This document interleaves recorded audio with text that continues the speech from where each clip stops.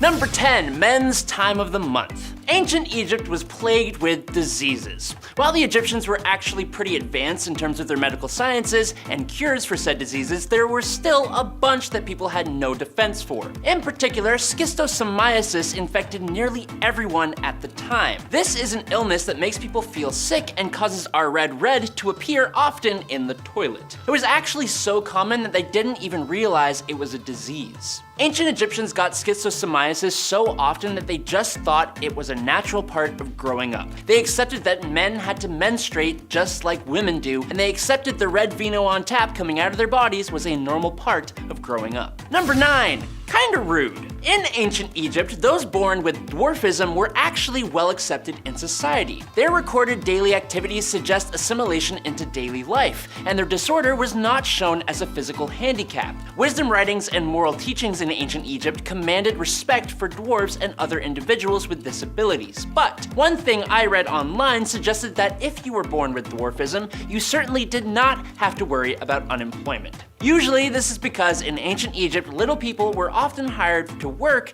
in security-sensitive jobs, specifically those who worked with gold. This didn't actually apply only to those with dwarfism, but others with obvious physical characteristics that helped them stand out. These people were considered to be the best candidates for this kind of work because if a worker stole anything, they were very easily found and promptly arrested.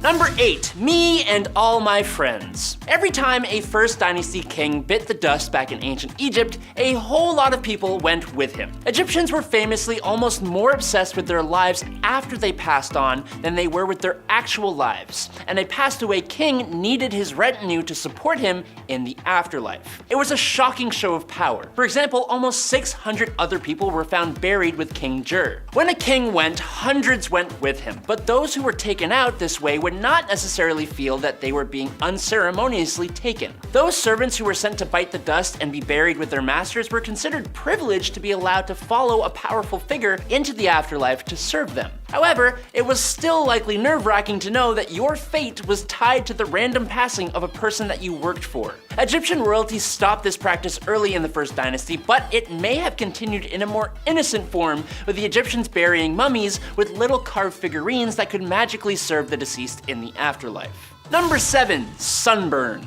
In ancient Egypt, one of the most awful crimes that you could commit was any form of offense or disrespect toward the sun god. If you vandalized or robbed a temple, committed any form of personal disrespect, or were otherwise found guilty of any offense related to the sun god, you were usually sentenced to be set on fire. This punishment was only reserved for the greatest of offenses and was usually accompanied by a ritual that committed the act to the gods. While the ancient Egyptians rarely practiced actual sacrifices, this was one of the few exceptions. While burning is painful enough to begin with, it was considered the most horrific way to go of all the ancient Egyptians because of the ritual significance of the act. They believed strongly in preserving the physical body for life after passing, and believed that destroying the person's physical body completely by burning would leave them with no vessel in the afterlife. Now, while the gods could still technically intervene to help this person out, it was about as terrifying a punishment as a believer in ancient Egyptian society could imagine. Number 6, sandwich paper.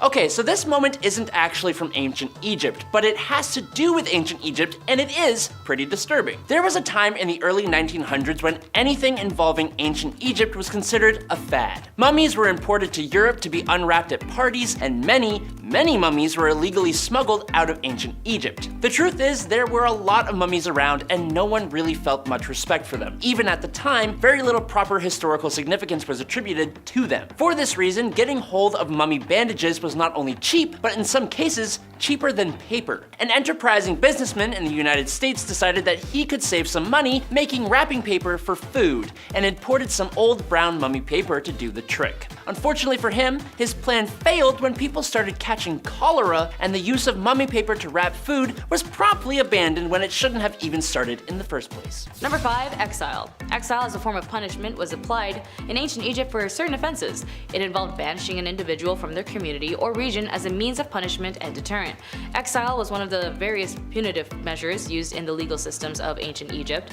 Exile served as several purposes in ancient Egypt, including punishment, deterrence, and the maintenance of social order. It was viewed as a way to remove individuals who had violated societal norms or committed offenses from the immediate community. The duration of the exile could vary, as some individuals might permanently be banished from their community, while others might face a specific time period of exile which they could actually return. But if you didn't have a calendar on you, it might be a bit tough for you to figure out when you were supposed to come back. Number 4. Retribution. Retribution in ancient Egypt was a concept embedded in the legal and social framework, particularly in cases of serious crimes such as death. Retribution was closely tied to the principles of justice, divine order, as we mentioned earlier, which is ma'at, the belief that the balance and harmony needed to be maintained in the universe. In cases of these killings, the principle of retribution was often applied. Family members of the victim might even have a say in determining the fate of the offender, sometimes seeking revenge or just accepting compensation. This compensation might also involve the offender providing goods, money, or other assets to the victim's family as a means of seeking forgiveness and restoring balance. Retribution was seen as a way of maintaining ma'at, which encompasses the concept of truth, justice, and cosmic balance. Offenses against ma'at, particularly heinous crimes like killings, were believed to be upset the divine order and required corrective measures to restore harmony. Number 3. Corporal punishment. Like in all the ones listed above, there's one thing you need to know, and that there are no lawyers in ancient Egypt. A suspect was interrogated by the police, and the judge in court and witness were brought to testify for or against the accused. Since the prevailing belief that a person who had been charged was guilty until proven innocent, witnesses were often beaten to make sure that they were telling the truth. Once one has been charged with a crime, even if one was finally found innocent, one's name was still kept on record as having been a suspect. As such, public disgrace seems to have been a great deterrent as any other punishment. Even one that were completely exonerated of all wrongdoing, one would still be known as the community as a former suspect, so it's still sus. Corporal punishment such as whipping or beating was administered for these certain crimes, and the severity of the physical punishment might correspond to the seriousness of the offense. Number 2. Capital punishment. Law asserted its autonomy as early as the age of the pyramids, whereas the role of religion in legal matters began to diminish. Religion then no longer determined the legal standing of a matter, but it was rather a judicial mechanism which became authoritative, even in the religious sphere. Capital punishment, including execution, was reserved for the most severe crimes such as killing somebody. The methods of execution would include hanging, drowning, or other forms of judicial killings. Against most of these really depend on the severity of these crimes. And finally, of course, number 1, which is the death penalty. I mean, obviously, if you kill someone, you're met in the court of law based on which country you're in, and if you're in Canada, if you commit manslaughter, you might have to face, in the level of seriousness, up to 10 years. In the US, it's up to 25, but of course, in the prison systems vary and depends on what the clause was, as well as on good behavior and then parole. But in ancient Egypt, they appreciated the sanctity of life and respected it, which made them use the death penalty in order to not violate the sanctity, so the divide between killing and manslaughter, as an example, had to be made in order to preserve the non-violation of the death penalty. The death penalty was more for intentional killings and even resulted to psychological sanctions that were viewed more severe than execution. For example, if a parent killed their young, the body of the killer was then tied to the corpse of the victim for 3 days until the moment of decomposition, all while under the protection of guards and burning alive for young killings of their parents. It was also more of a warning to anyone who threatened to kill anyone, and even given the option that if you committed death on yourself and take your own life was apparently a gift granted to those who are sentenced to death. Number 10. Hathor. The goddess Hathor was originally created by her dad, Ra, as a destroyer of men. She was supposed to punish all those who were disobedient to him, but then Ra was like, nah, I don't really like that idea. He just kind of changed his mind and decided to make her the exact opposite, instead the goddess of love. But she kind of loved killing men, and like even he couldn't stop her. So one night he gave her what was supposed to be a mug of ale, but actually made it like a special kind of blood, and she got so drunk off of it that she got too tired out to kill anymore and therefore became the goddess of love. Drunk in love, am I right? Her cult was centered in Dendera, where she was also seen as the goddess of fertility and childbirth. When the Greeks occupied Egypt, they compared her with the goddess Aphrodite. But unlike the voluptuous woman Aphrodite was depicted as, Hathor came in 3 forms, and I bet you can't guess which. She was depicted as either a woman with a cow's ears, wearing the headdress of a cow, or just a cow. Moo. Number 9, the beginning of the world. What an inventive way to imagine the beginning of things. I mean, the Big Bang is still pretty crazy too, but hey, here we go. Freaking love how much magic is in these stories, like I'm in, because that's all there was at the beginning of the universe according to the ancient Egyptians. Just swirling darkness, chaos, and magic. Heka, the god of magic, was the only thing that existed, waiting for the opportune moment to begin. Then a hill showed up called Ben Ben, and out of which the god Atum erupted from. He was lonely, so he mated with his own shadow to give birth to 2 children, Shu and Tefnut. Shu gave life, Tefnut gave order. They left their father to build the world, but they were gone so long he took out his eye and sent it to search for them. In the meantime, he just kinda sat there, contemplating eternity, all alone. He was really sad. This guy sounds like Zeus mixed with Eeyore. Anyways, his kids came back and he was so happy he wept tears of joy, and out of which were born men and women. They also brought his eye back, so that was nice. Number 8. Light as a feather. So unlike a lot of religions we've heard of, there wasn't really a concept of hell in Egyptian mythology. It was either you were worthy of heading into the afterlife or you weren't. Mat was the goddess of harmony and supported the belief that if harmony was disrupted, it must be restored. Every ancient Egyptian myth in some form follows this format. But the most important role she played was in the afterlife. When the soul left the body, it would appear in the Hall of Truth in order to stand judgment before Osiris. The heart would be weighed on a golden scale against Mat's white feather. If the heart was heavier, it would be devoured by a monster and the soul would disappear. If it was lighter, then you could go live in eternal bliss. So instead of several layers of burning torment, souls in Egypt instead faced eternal darkness and unconsciousness. The idea of non-existence was more terrifying than being cut up by demons. Number 7. Osiris and Isis. Okay, so we aren't strangers to deities being a fan of incest. It was kind of like how they multiplied, and ancient Greeks were okay with it, kind of, but they kind of weren't. Anyways, the Egyptian gods were no exception. Isis and Osiris were 2 of the 4 children of the goddess of Nut.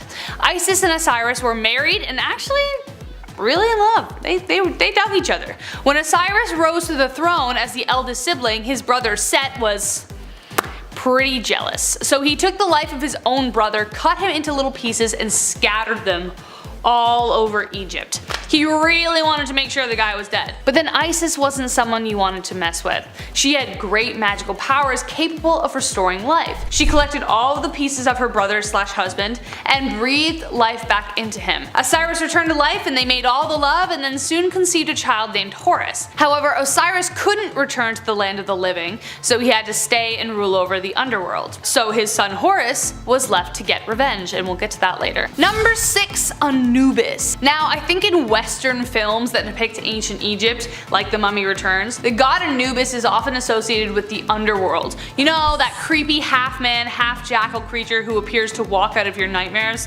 Like, he's so creepy. Well, he did used to run the underworld until Osiris took over, but he was actually the god of mummification and the afterlife. So, not wrong, but not the whole story. Anubis was the son of Nephthys and Set. Well, kind of. Nephthys actually never conceived the child with Set. She kind of had the hots for Osiris, so she disguised herself as Isis and made love to him that way, and then Anubis came to life. That may have been one of the reasons Seth attacked Osiris in the first place, as his suspicions rose. But it was actually Anubis who helped Isis piece together Osiris, creating the first mummy. Fun fact, during the Greek rule of Egypt, Anubis and Hermes were seen kind of as the same, the people who ferried the dead to the underworld. Oh, sorry, and a point. Anubis was actually the one who weighed people's hearts, so he used the feather, the thing, you know what to do. He was responsible for doing that. Number 5. The Plow. Back in the day when we started to move away from the hunter-gatherer lifestyle to more of a work the land and make a new farm lifestyle, Omari would go out into the field with his hoe and cultivate his land by hand. As you can imagine, this takes a hell of a long time, but we're a problem-solving species. That's why we got to where we are now. Enter the plow and the evolution of agriculture. So basically, you take your 2 favorite oxen and you connect them together, and you connect them to a beam of wood that shoots out behind to the plow handle and to the blade of the plow that would go into the ground and be dragged behind by the ox, breaking up the ground. All the farmer has to do is sow the seed. This simple invention changed everything, and it's still used in places where machinery is just unaffordable. Number 4. The calendar. No one would blame you if in the last 2 years you forgot what day it was. I know after spending a lot of time inside, I forgot what day it was, but every day is a Saturday when you eat spicy chicken wings and your tighty whities. Well, the Egyptians may have had one of the first calendars, and a gosh darn good one too. Their calendar had 12 months and over 300 days. The trouble is, after a while, it kind of got a little inaccurate. They did their best to fix it. I mean, clearly, if you look at the calendar, clearly it's the 5th of, well, I think that looks like 3 men walking in sand. And next month we have a special festival happening. It looks like it'll be a sunny day on the 12th of man with ball on his hat. Hieroglyphs are hard, man. I don't know. Number 3, clocks. Alright, so I'm not going to sit here and tell you the Egyptians invented the modern clock. No. But they did have to tell time, and as any dad or survival guru will tell you, the most reliable way to tell what time of the day it is would be that massive floating ball of plasma in the sky, the sun. Assuming it isn't a super cloudy day or anything. The obelisks we see in Egypt were not just fancy deco pieces. They were actually sun clocks, used to see how the sun would cast shadows throughout different times of the day. They even used it to figure out which days were longer and shorter. There was an even more interesting clock though, a water clock. It was basically a stone vessel with a tiny little hole at the bottom which allowed water to drip at a constant rate. The water marks spaced out at different levels would tell you how many hours had passed. This one's good because it worked at night and on cloudy days as well. Number 2, mummification. Welcome back to the land of the living, my friend. You've been gone for quite some time. Oh. Yes, the process of mummification, probably the #1 thing ancient Egypt is known for, maybe besides the pyramids. While not the only civilization of the past to practice this, they kinda ran the show here. Basically, the pharaoh's corpse has to stay fresh so their soul can make it into the afterlife. The heart stays, but everything else is like a furniture after a bad divorce. It must go. The brain was stirred up like a family reunion square dance and drained like last night's punch bowl. But wait, horror fans, there's more. Lungs, liver, bladder, intestines, stomach, kidney, and basically anything you can scoop out with your favorite ice cream scoop is going. But don't toss them out though. Some of these organs were preserved in jars. Makes nice decorations beside the piles of gold found in the tombs. Yes, my liver jars. Oh, yes. Number 1, cosmetic makeup. The ancient Egyptians created makeup as far back as 4000 BC. That's a long time ago. And that's how long we've been obsessed with our looks.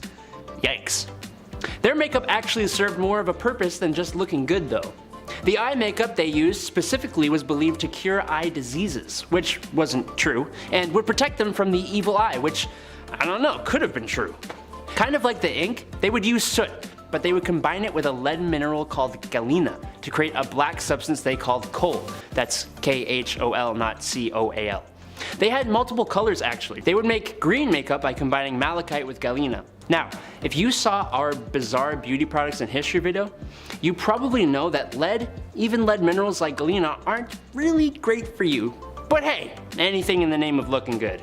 Kicking off our list at number 10, ancient Egyptian eyeliner. Whenever you see hieroglyphics or any art depicting the great pharaohs, they're usually rocking some impressive eyeliner. They look great, right? Like a 90s pop star, they look awesome. Ancient Egyptians were the OG eyeliner users. They made their own eyeliner from lead salts. And no, before you think about getting creative, do not try this at home. This wasn't an ideal process. See, for starters, these salts were quite high in lead concentration. So, in order to avoid that mess, ancient Egyptians first had to process and then filter that lead salt for up to 30 days in order to get the lead levels low enough to even be applied. So you had to plan accordingly. You're like, oh, I have a pharaoh date in 30 days? Perfect, we'll start now. It was a hazard if done incorrectly. Not only was this ancient beauty practice, well, beautiful to look at, but Egyptians also needed eyeliner to protect against sun damage, as well as fight off any infections. Yeah, we don't encourage rubbing lead on your eyes today. We have a few different methods on, how to look good. I think. None of them include lead, hopefully, ideally. Number 9, hair gel. Back in my day, in high school, I had to use Dippity-Doo Extra Hold hair gel. Yeah, I showed a scale on the side. I always got the 5 out of 6 hold. That was good. 6 was too much. Nobody ever did the full 6. That's crazy talk. But in ancient Egypt, we didn't have styling spiking glue and blasting free spray by DJ Pauly D. No, we have that today, unfortunately, but back then, a little different. Back then, ancient Egyptians loved styling their hair, but again, before DJ Pauly D was born, What is a pharaoh to do? If the Great Pyramids are any indication, they knew something that we didn't. Ancient Egyptians knew how to keep their hair in one place all day long. And that heat too, how do you do it? My curls? I'm jealous. Their hairstyling gel was made with shea butter and coconut oil. But more often than not, they would replace coconut oil with almond oil. So this was a completely natural and strengthening styling gel. Cut to today, we have whatever that is. Psst, ice spray. That's awesome. DJ Polly, psst. No. Number 8, coffee scrub. I love coffee. I don't think I love coffee enough to do a coffee face scrub, but hey, never say never. I'll try anything once. Ancient Egyptians would use coffee scrub to reduce inflammation, improve blood circulation, and since it's a ground up material, it's gonna remove those dead skin cells at the same time. Next holiday season, grab your aunt some coffee scrub. Just tell her how it reduces puffiness, improves the skin's texture, all that good stuff. It'll give you that youthful pharaoh look that you've been going for, you know what I mean? Merry Christmas, here you go, coffee on your face. Using grounded coffee powder to exfoliate your skin sounds like a new idea. It's certainly a hot trend today. But before TikTok, ancient Egyptians already knew these benefits. Damn, I'm gonna get a coffee scrub. Maybe I'll do it. I don't know. After I'm done this cup, I'll just rub it on my face at my desk and see what everyone says. Number 7, dead sea salt. You'll never feel more alive than when you use dead sea salt. Here we go. Ancient Egyptians were ahead of the exfoliation game. Dare I say, they invented it. Not only were coffee scrubs a necessity, but salt from the Dead Sea was one of the most popular ancient Egyptian skincare products ever. We traveled far and wide for this one. Salt collected from the Dead Sea was used to exfoliate dead skin cells, and it was so well known at this point that rumor has it, Cleopatra herself would travel all the way to the Dead Sea from Egypt just to take a bath. Yeah, let's be honest, after this point, we'd all love a rejuvenating Dead Sea float. That sounds way better than what I've got at home. Well, bathtub, I can't even fit in this thing. Dead Sea sounds way better. I once left a house party early to go have a bath. Swear to God. York University. Dipped at like 10 o'clock. I was like, I'm cold. I'm not doing this. 40-minute walk. Worth it. Leave your friends for a bath. Do it. Number 6,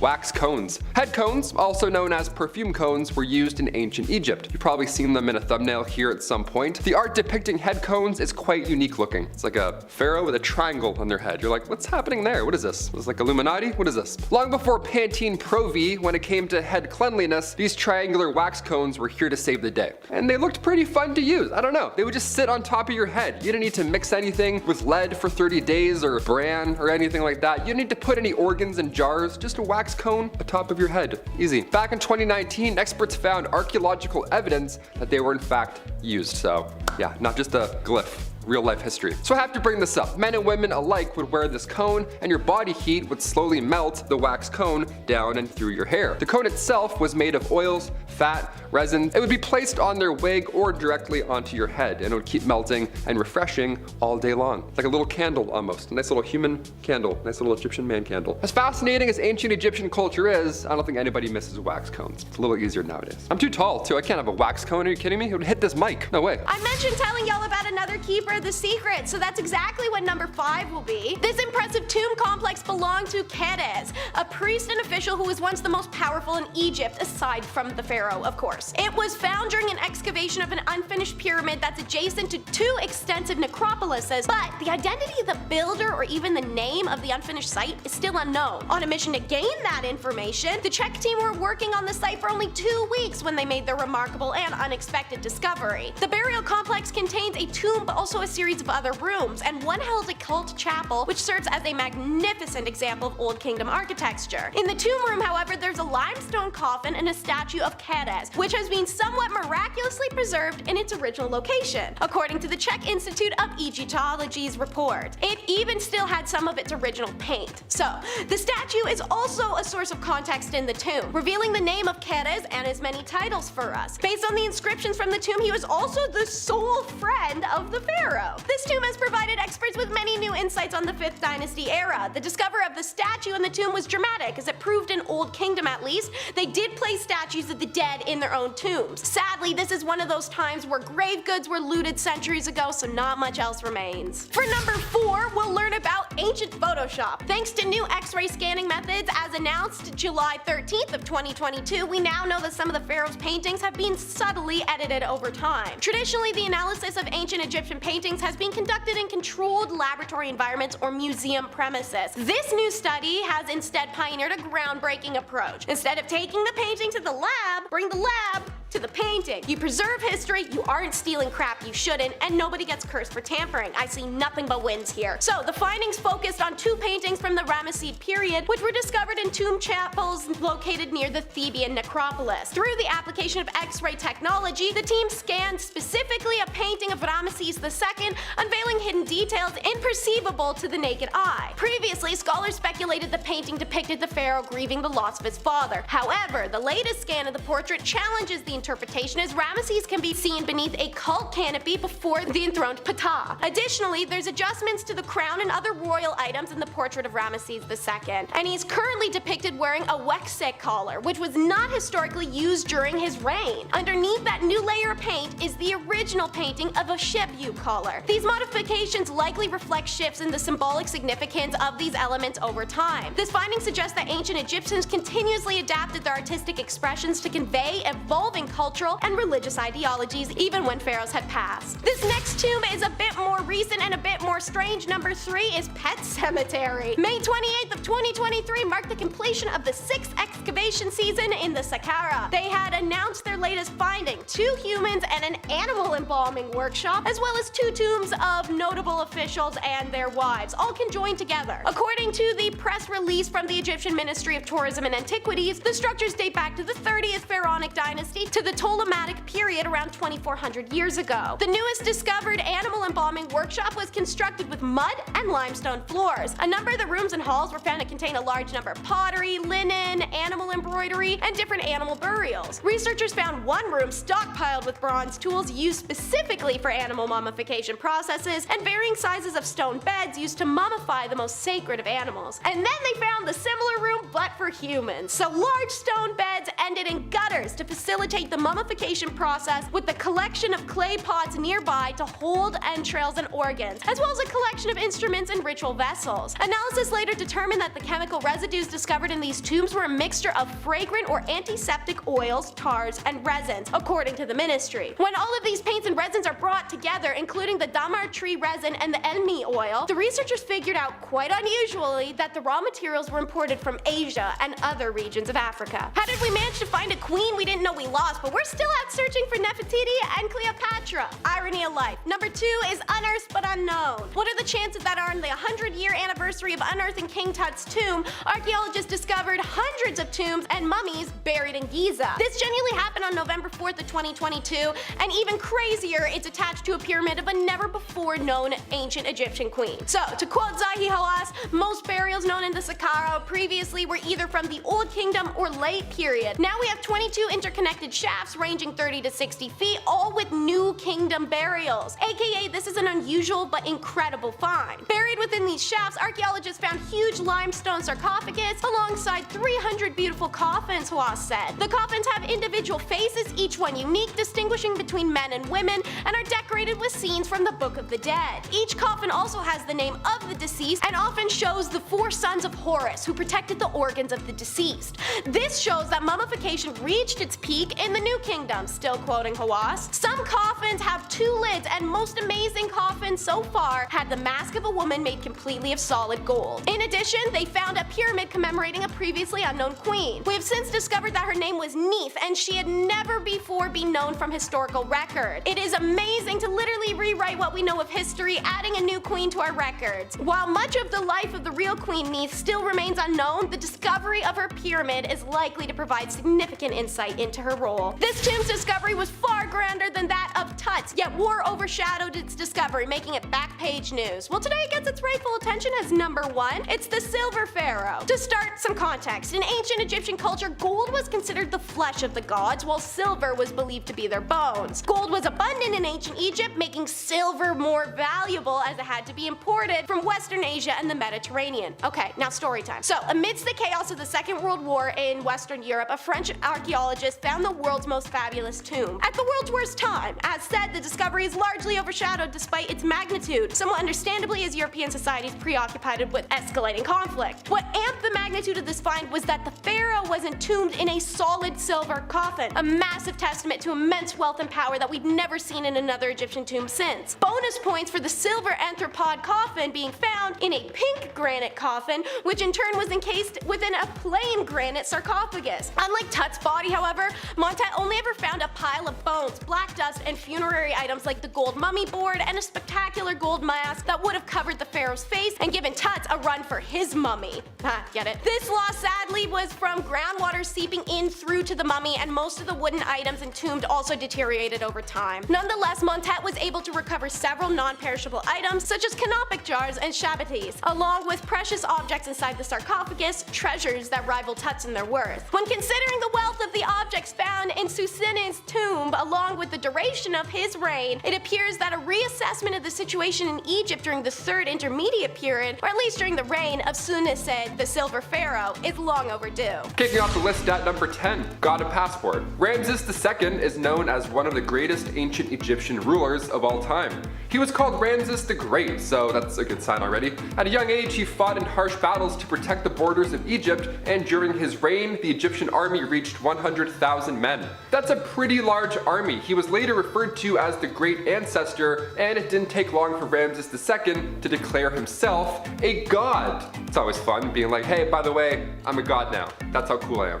30 years into his ruling, Ramses was ritually turned into an Egyptian god. It was a formal thing, though it wasn't until 3,000 years later until Ramses would truly soar through the skies. He was buried in his treasure after 96 years of living, and in 1974 he finally started to show signs of aging. Not too bad. He went from being on display to being sent to Paris to get a glow up, to preserve the king's body even longer. Instead of being listed as luggage on the way to Paris, the pharaoh was given an official Egyptian passport for the commute.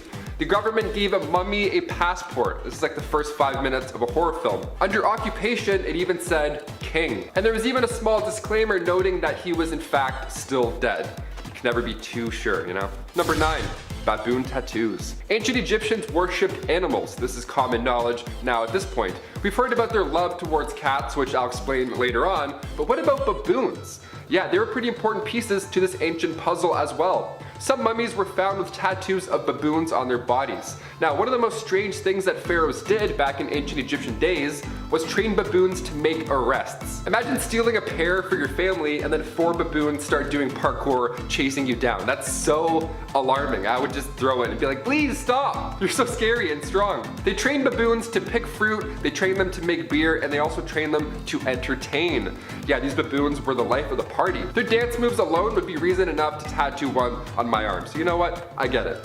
Get a Harambe tattoo. I'm like, I see it. I see the similarities. Number 8, worship dung beetles. So worshipping a baboon that dances and makes holiday ales, yeah, I can see how one would worship such a creature. That makes sense. But pharaohs also worship dung beetles, and their reasoning may surprise you. Dung beetles, also known as scarabs, are the only species in the entire world that follows the Milky Way naturally. Animals are born with natural instincts. Sea turtles race to the sea. These guys follow the cosmos. It's pretty wild. It's one thing to follow the sun naturally because it gives off warmth. Sunflowers will literally turn their head to find the sun, which is super creepy, but it's beautiful. These insects would follow the line of the Milky Way and then roll their poop towards it. They'd be like, hello Milky Way, and they just... Hieroglyphs of these beetles are seen all over. Like near the sacred lake at the Temple of Karnak, for example, there's a massive scarab monument. And today, if you walk around it 9 times, you get good luck. And don't worry, you don't have to roll any droppings at the same time. Don't get dizzy, that's all, it's the only rule. The scarab is there to represent the god Khepri, which ancient Egyptians believed was the sun. I grew up thinking the sun was a baby, but that's because I watched Teletubbies, so, depends. Number 7, surprise each other. Cleopatra and Julius Caesar were a pretty beneficial couple, to say the least. Cleopatra would use Caesar's armies, which in turn would allow her to rule Egypt, while Caesar was eyeing down Cleopatra's extreme wealth. They were the perfect pair. She was able to financially support Caesar enough for him to return to power back in Rome, but how did such a perfect pair meet in the first place? Did Cleopatra swipe right? No. Well, a then 52-year-old Julius Caesar visited the much younger Cleopatra, so she then sent a surprise gift to his chambers. She got her crew to roll her up in a carpet or bed sheets, it's not really confirmed, something along those lines, and then delivered her to his door completely nude. He unraveled a naked Cleopatra and he's like, okay, hello. That's pretty impressive. Cleopatra was down for fun surprises. While we don't recommend this as an approach ever, it's one worth mentioning on our list. Number 6, gender reveal parties. We've all seen those videos. A guy goes to hit a baseball, he misses it, the baseball breaks and there's pink dust all around his feet and he starts crying. It's wonderful. Gender reveal parties were quite popular, you know, until they started lighting wildfires. But back in the day, Egyptians had a pretty interesting method for predicting the gender of a newborn. Instead of peeing on a pregnancy test, you would have to use wheat and barley seeds instead. Depending on how those barley crops grew, they could accurately predict the sex of the child. They were right 85% of the time, which is quite impressive back in the day. We went from watering crops to burning them. Hashtag it's a boy. Number 5. Xerxes I. You've most likely heard of this guy. If not from his historically inaccurate portrayal in 300, then at least from 1 or 2 history classes. But Adam, wasn't he the emperor of Persia? Yeah, well guess what my little bees? Egypt was part of the Persian Empire, which makes him pharaoh as well. This guy gets a pretty bad rap in history. But who wrote that history? The Greeks, who despised him for his attempted invasion of Greece. Oh, I'm not saying he was great or anything. In fact, he had a bit of a disregard for the traditions of the Egyptians and their way of life. But you cannot tell me that he was not significant in history. Xerxes the Great makes this list for his infamy more than anything else. Number 4, Akhenaten. So this is gonna be the second not so beloved pharaoh on this list. But disdain for Akhenaten didn't come from war, or the fact that his massive army was defeated by a group of a couple hundred Greeks. No, Akhenaten here was infamous for his devout following of a singular god, Aten, the god of the sun. He actually moved the capital of Egypt to a new location that he titled Akhetaten, or Horizon of Aten. And he kinda made everyone else worship the single god Aten as well. He was famous for a different reason though. Akhenaten was married to Nefertiti. She played a huge part in his religious plans, and she is well known in history for the limestone bust that was made of her, and has been copied so many freaking times. Number 3, Kufu. When you think of Egypt, there is likely one thing that pops straight into your mind. If you say anything other than the Great Pyramids of Giza, you do not pass go, you do not collect $200, and you lose. Kufu is the pharaoh you have to thank for this wonder of the ancient world. We still sorta don't know exactly how it was constructed, but this Goliath limestone and mud brick structure was the tallest building in the world for like 4,000 years. It was built as the housing for his tomb and as his stairway to heaven. No, not the Led Zeppelin song. It has 3 chambers inside of it plus a gallery that we've discovered so far. As for what else Kufu contributed to ancient Egyptian life, we don't have much in the way of texts about that yet. But if this is the main thing, then I mean, I'd take it. Number 2, Cleopatra. How could she not be on this list? She was the very last pharaoh Egypt ever had, and she was arguably one of the most famous ones. Not only becoming a figure in history, but a character in literature, theater, and media. Cleopatra VII was pharaoh in Egypt from 51 to 30 BC, and it was one hell of a reign. She introduced tons of reforms to improve the Egyptian economy. She was an awesome diplomat and a scholar. She didn't have things too easy though, having to fight her own brother for the throne and having to do some diplomacy with various famous Romans. Things kind of fizzled out near the end, but she certainly ended the line of Egyptian pharaohs with a beloved bang, as was her style. Number 1, Ramses II. Alright, this one was definitely the one I thought of first. Ramses II is arguably the most famous of all the pharaohs. He reigned for 67 years. He had 96 children. He had a crazy successful military campaign conquering the Hittites, Syrians, and Nubians. No other pharaoh that we know of has been able to build like he has. He lived to the age of 90, which is insane for back then. And he professed himself a god, which I'm sure some people actually believed. Even today, when we moved his remains to France for restoration, he had to be given a passport that literally said "King Deceased" under the occupation. Truly an incredibly influential pharaoh. Kicking off the list at number 10, Ramses II. Ramses II, part 2, you see what I'm doing here. He's considered one of the greatest, if not the greatest pharaoh of the 19th dynasty. Ramses II is still considered the ruler of rulers. It's not a bad title, not bad at all. In year 30 of his reign, Ramses II was ritually transformed into an Egyptian god. Not bad. I'm turning 30 in a few years. I hope someone turns me into a god. Or gets me like a bike. One of the two, I'll take both.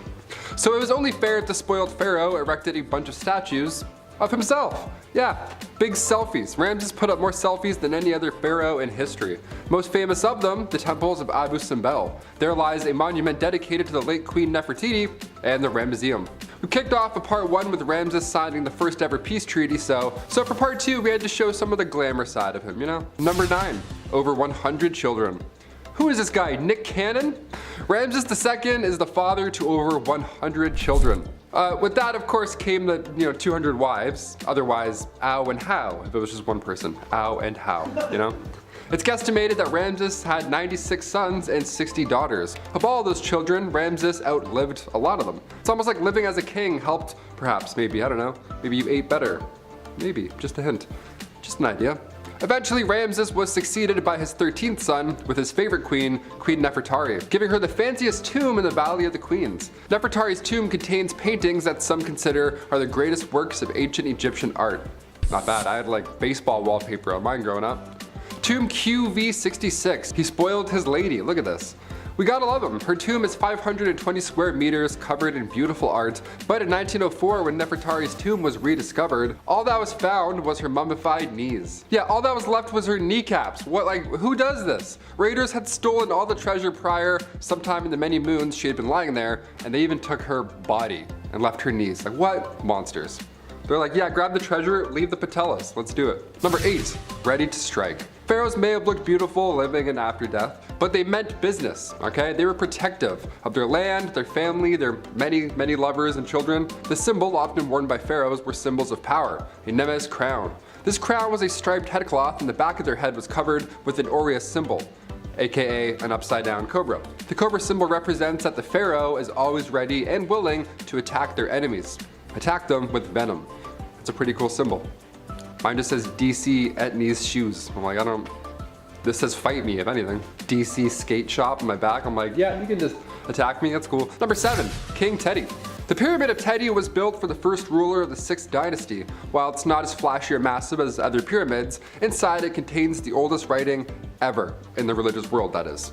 Inside it contains the pyramid texts, these legendary texts. They go all the way back to 2400 BC. The pyramid texts were specifically written so that this king, King Teti, could ascend to the heavens after his death. This isn't bizarre behavior by any means, but King Teti, he was specific. He wanted to be a star, like a literal star. There are spells and incantations that are in this tomb meant to free the king's soul as he arrives in the cosmos. More specifically for Teti to become a star in the sky and join Osiris and Orion in the #God Squad. There's even instructions on how to preserve the body and travel to these heavens. It's one thing to be buried with your gold, then you can live another life, but to become a star, I need to expand my dreams, my gosh. King Teti was onto something here. When I go, in my will, I'm gonna be like, can I become a star? Is that possible? Can I just throw me up into the heavens? Can I do that? Or bury me, that's cool. Bury me in Ajax, that works. Number 6, Yozer. For this one, we're looking into some bull worshipping. So if you're a fan of bulls, this one's perfect for you, weirdly enough. Just north of the step pyramid of Pharaoh Dozier, archaeologist Auguste Mariette discovered this site in 1851. The Serapium, it's a temple dedicated to the Egyptian deity Serapis, and it's a combination of Osiris and Apis in human form. This was a large burial ground for the Apis bulls, these bulls that were said to be sacred of course, and after their death they would become immortal. Immortal bulls, that sounds badass. And also terrifying, that's very scary. Don't wear red around these guys. Today at Saqqara there's a massive vault, it's 382 yards long, and it's carved out of sandstone bedrock. It's huge, and along the sides there's 24 chambers, each with a sarcophagus carved out of a single chunk of granite. Just impossible craftsmanship all around. Especially at these times, like oh my god, my wrists are tired just typing about this, let alone doing this. Inside these boxes were animal remains, bones and all that jazz, but back in those times, you weren't allowed to break up any bodies. You had to mummify them, right? Hence part 1 and where we are now. How are these tombs built so perfectly, weighing over 80 tons? And also, where do these bones come from? I have so many questions. Maybe on part 3 we'll answer them. Number 5, bloodletting. The practice of bloodletting was common all over the world, but it may have gotten its start in ancient Egypt. It's a quite simple procedure, really. Black bile out of whack, lose some blood. Can't stop coughing and sneezing? Drain some blood. Been possessed by demons and now they curse and haunt you as they run up and down your bloodstream? Drain some blood. The question is, however, was this really helping? The short answer, no. No, it wasn't. Besides feeling lightheaded and going pale, this didn't really achieve much, since the days of old were filled with all kinds of other ailments that would easily end someone's life before the spooky demons running up and down someone's bloodstream ever would. I don't feel good. Oh, we better bleed Grandpa again. I don't know, like what? Number 4, plastic surgery. Hey, there's nothing wrong with a little cosmetic surgery. I for one feel that if it'll make you feel better, go for it. Feel better about yourself. Do it. I don't think there's any shame in that. It's been around for a long time, so long that ancient Egyptians might have come up with the first nose jobs. Obviously not like the ones today, but they were knowledgeable in surgeries. After all, you open the chest cavity of a dozen kings and you jot some stuff down on some papyrus, you learn a thing or two. More interesting than shaving down your own beak, however, was their implementation of the prosthesis limbs. Yes, all the way back then, one mummy was actually found with a fake toe. When tested in the modern day with period-accurate sandals, it proved to work quite well and moved more efficiently than first thought. Again, for the time, this was pretty advanced. Number 3, the Ode of the Nile. Imagine people working all day in the blistering sands of Egypt, where the sun beams down on you like, well, the sun in the desert, lifting massive rocks and carving them to shape. I don't know about you guys, but I would be sweating. And that also means I wouldn't be smelling too fresh, resembling that of a high school locker room. Yuck. Well, the Egyptians knew this was an issue, so they came up with what was probably the first underarm deodorant, using nice herbs and other items that had pleasant aromas, and stuck them where the odor was coming from. In your armpits. I just know that after a long day of hard labor in the sun, I would need more than cinnamon sticks and lavender to tame the odor of my sweaty lumberjack armpits. That's just how it goes. Number 2, the Egyptian Brazilian. The 70s have come and gone, and a popular trend today is to be hairless. Everywhere. Even in places where you didn't think it was possible to grow hair when you were younger. Egyptians took it upon themselves to remove all their hair. Well, at least most of it. Not because the Nile River had nice beaches, but because of lice. Oh, yuck. While not an exact cure for the itchy bugs that plague schools across America, it did seem to help. And if you've ever had lice before, you know how bad that sucks. I had them once. It was the worst. Cut my hair, shape my head. Lots of baths. It's no fun, man. Too cute for that. I don't want that. Number 1, Wario breath. Wow. Okay. It makes sense that Egyptians would come up with breath mints and mouthwash. They fed their laborers diets of foods that contained a lot of onions and garlic. Sure, I'm just like everyone else who cooks. And when the recipe asks for 1 onion, maybe I put in 2. When it asked for 2 cloves of garlic, maybe I put in 4. You gotta love that flavor. It was thought that they help fight off disease, and they were kinda right. However, after eating all that flavor, your breath would be something rancid. So herbs and mints were used to help quell the breath that could peel the paint off of walls. Thank God. Number 10, Overshadowed and the Beard. Hatshepsut for a long while was content to play the supporting role among Egypt's royals, but when she decided she wasn't anymore, things took a turn. She was the daughter of Thutmose I and wife/sister to her half-brother Thutmose II. I know, don't worry, I'll address it later in the video, stay tuned. When he died in 1479 BC and left their son as heir, she took on the role as regent to Thutmose III, but she basically just acted as the rightful ruler. As the young king came of age finally, she declared herself pharaoh. The strangest part was that she chose to portray herself in pictures as a man with a male body and a false beard. She said that the god Amun was her father and insisted that he commanded her to take charge of Egypt. Who's gonna argue with a god, right? But no one could quite explain the issue with the beard. Nevertheless, during her reign, it was a time of peace and prosperity for Egypt. Number 9, Sesostris. Sesostris was one of the greatest military commanders in Egyptian history, who was celebrated for the extent of his conquests. He stretched the kingdom further than anyone before him, but he was not without his quirks. According to accounts by Herodotus, Sesostris left pillars on every battlefield. Along with the usual bragging and boasting of how he won, he would carve into them images of genitalia, like people do on the bathroom stalls, you know? If he thought that his enemy fought valiantly, he carved a. If he thought they didn't put much of a fight, he would carve a. Great. Yeah, that just goes to show what he thought about things. The latter was a sign of disrespect for his subdued enemies, while the other was a sign of honor, like, hey man, you stuck it to me.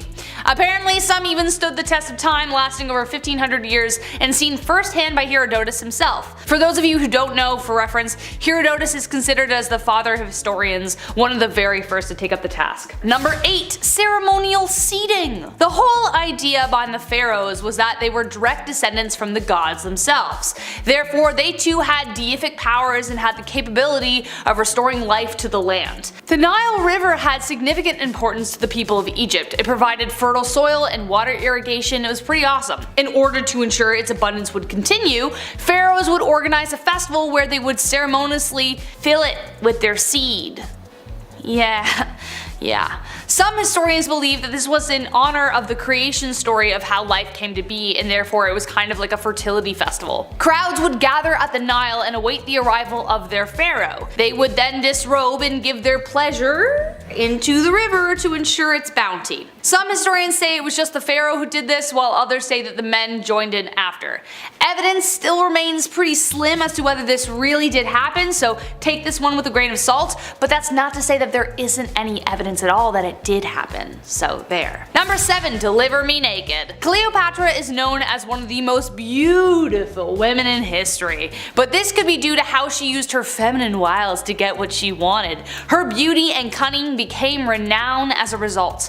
While other queens, like the one I mentioned before, concealed their beauty, Cleopatra was all about showing it off, cause girl, if you got it, flaunt it. In order to help secure the political ally and power connected to Caesar, Cleopatra knew how to make an entrance and knew how to win over a guy. It's pretty easy. He was around 52 when they met, and the Egyptian queen was just like 20 and in her prime, so she looked great. She smuggled herself into Alexandria, where Caesar was staying, had her servant tie her up in a bed sack, naked, and carried indoors to Caesar, and she was like, have at her, buddy. In other words, she wrapped her naked body in a carpet, made Caesar's jaw drop to the floor, and secured one of the most beneficial unions on the spot. Honestly, not really messed up. Kind of badass. Honestly, just do your thing. Work it, girl. I dream of having that confidence with my clothes on. You know what I mean?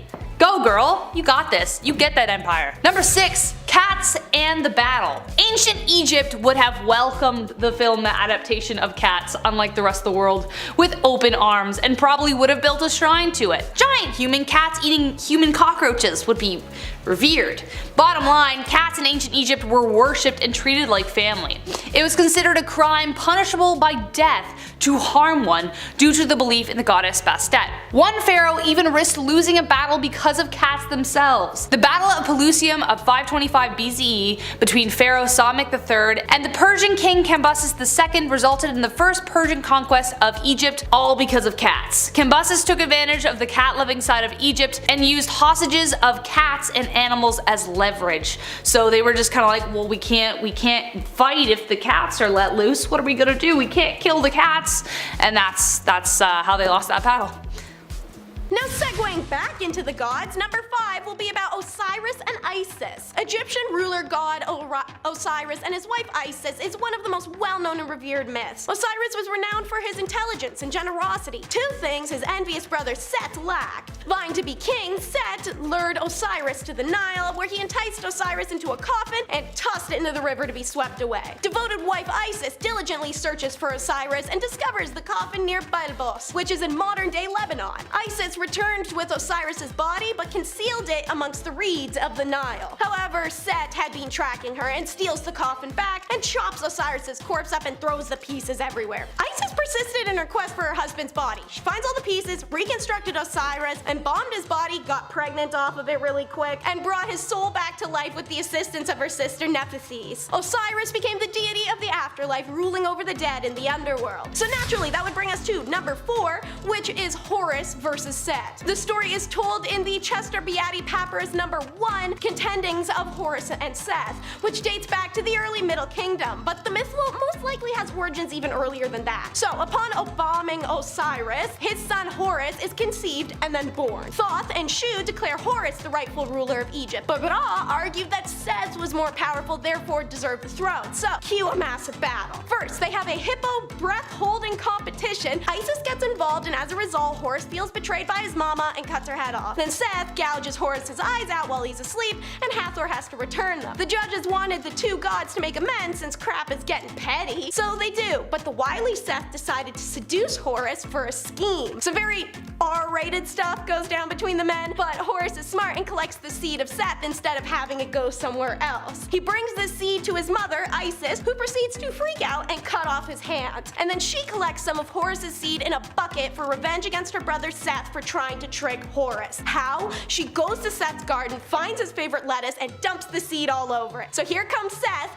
post-lettuce lunch, declaring to the judge council he had performed the labor of a male against Horus, so he should be king. Horus is like, nah-uh, I did it to him, and the other gods are like, okay, well let's ask the seed then. So Seth's seed had been discarded by Isis in a marsh, and it responded from there, while Horus's seed, eaten on lettuce, replied from inside Seth. So Seth is pissed. He says they need to do another contest. It involves sailing stone boats down the Nile, and Horus cheats, making a wooden boat look like stone. Seth finds out, loses it, demolishes Horus's ship. Finally, enough is enough. These two have been duking it out for 80 years, and everyone is tired. The gods appeal to Osiris in the underworld as the final decision maker, and he obviously chooses his son Horus to rule, not the guy who killed him. Alrighty, up next is number 3, and that is the weighing of the heart. According to the story, after death, a person's soul would be carried by the god Thoth to the Hall of Maat, where it would be judged by a panel of gods, including Anubis. Being the deity of embalming and mummification, Anubis played a significant role in the weighing of the heart ceremony. He was accountable for ensuring the deceased body was appropriately respected and readied for the afterlife, as it was he who operated the scales. My personal favorite depiction of this is seen in the TV series American Gods, which paints a visually stunning and poetic scene of Anubis weighing a heart. So, the soul and the heart of the deceased would be weighed against the Maat feather, which represented truth and justice.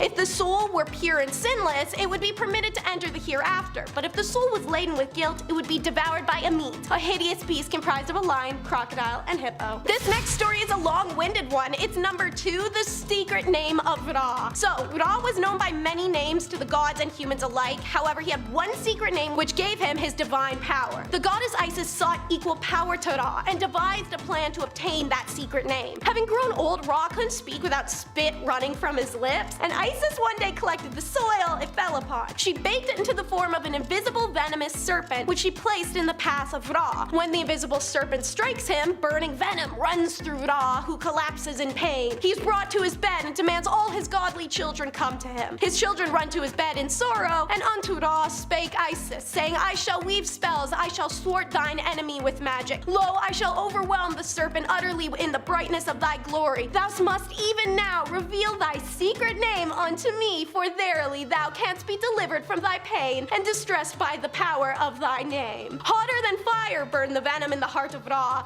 Like raging flames it consumed his flesh, and he suffered fierce agony. Isis waited and waited until Ra, desperate in pain, accedes. It is my will that Isis be given my secret name, and that it leave my heart and enter hers. When he had spoken thus, Ra vanished before the eyes of the gods. The sun boat was empty, and there was a thick darkness. Isis then received in her heart the secret name of Ra, and the mighty enchantress screamed out for the departure of Ra's venom and the relief of his agony. And so the god Ra was made whole once more. The venom departed from his body, and there was no longer pain in the heart or any sorrow. He and Isis were now equals. And we've made it to number 1, which will be the heavenly cow. Arguably one of the most famous Egyptian legends, its most preserved version is found in the tomb of Seti I. Ra was getting pretty up there in age, and mankind, his own creation, stirs up a rebellion against him because of it. Ra is deeply hurt. Mankind sought to kill him and assembled the pantheon of gods, asking their advice. Should he kill all of mankind as a punishment, or just remove himself as they request? The gods bicker a bit, but the consensus is reached. Let thine eye go forth against those who are rebels in the kingdom, and it shall destroy them utterly. When it cometh down from heaven as Hathor, no human eye can be raised against it. Upon the advice of the council of God, Ra sends his daughter Hathor, the fiery protective sun eye, to kill the rebels. The goddess rejoiced in her work and drave over the land for so many nights that she waded in blood that begins to horrify Ra. The god repents, his anger fading, and he sought to save the rest of mankind from his daughter. His messengers run to fetch barley, which is turned into beer and mixed with the already spilled blood of man. He commands the jars then be spilled at the site where the vengeful Hathor rested for the night, so that when Hathor awakens, her heart is made glad. She stooped down and in her literal bloodlust began to drink eagerly, not knowing the red fluid was not blood but beer. By the time she finished, Hathor was too drunk to pay heed to any of mankind and returns to the palace to be with family as they ask her to. Ra, however, is now far too weary to remain among men. He settles down with that family and shares the news of his earthly departure for the sky and calls upon his father Nu and the goddess of the heavens Nut to aid him. Nut takes the form of the celestial cow and ascended up, carrying Ra to become the son of all earths. Number 10, false doors. Okay, right off the bat, imagine searching for a lost Egyptian tomb, alright? Imagine you've spent years of your life dedicating to this research, and then you find a door. You find an entrance carved into the wall, and this is it. What lies beyond? It's time. You try and carefully open it with a team of archaeologists, but it won't budge, because it's a fake door. It's a false door. Yeah, just a Looney Tunes door. Somebody juked you out 4,500 years ago. Gotcha. Their spirit's been waiting that long to be like, nice, idiot. Alright, we can go. We're good. False doors in Egyptian tombs were quite common in ancient Egyptian times. But if we look elsewhere throughout history, we find false doors in ancient Rome, in both tombs and the interior of homes, so that ought to be confusing for any house guests back then. It's also important to note that Egyptian culture was influenced by Mesopotamian architecture, so we've had fake doors around for a while now. A lot of confusing people for thousands of years. Ancient Egyptians believed that these false doors were a connection to the dead, and that spirits were able to travel here and there throughout living and death. Most false doors can be found on the West Wall because Egyptians believed the West to be the land of the dead. Number 9, the tomb of User. Back in March 2010, the Egyptian Supreme Council of Antiquities released this photo. This 6-foot-tall slab of pink granite was carved over 3,500 years ago, and this door was found near Karnak Temple in Luxor, and originally it belonged to the chief minister of Queen Hatshepsut back in the 15th century. Now, User was a high-ranking official and held the position of vizier for 20 years at that time, so in turn, he got his own fancy tomb located on the west bank of the Nile. Remember, Egyptians associate the West with the land of the dead. That's going to come in quite a few times in this video. The actual slab of granite, this door, was found far away from its home. It had been moved thousands of years later and ended up in an ancient Roman era building. Never thought I'd have to say this, but don't steal doors from the dead. Got it? Okay, let's move on. Number 8, Alexandria Black Tomb. What if we found a tomb and then just opened it, you know? What if we found a mysterious black granite tomb in Alexandria, say back in 2018? Do you think it would be wise to just open it because we're curious?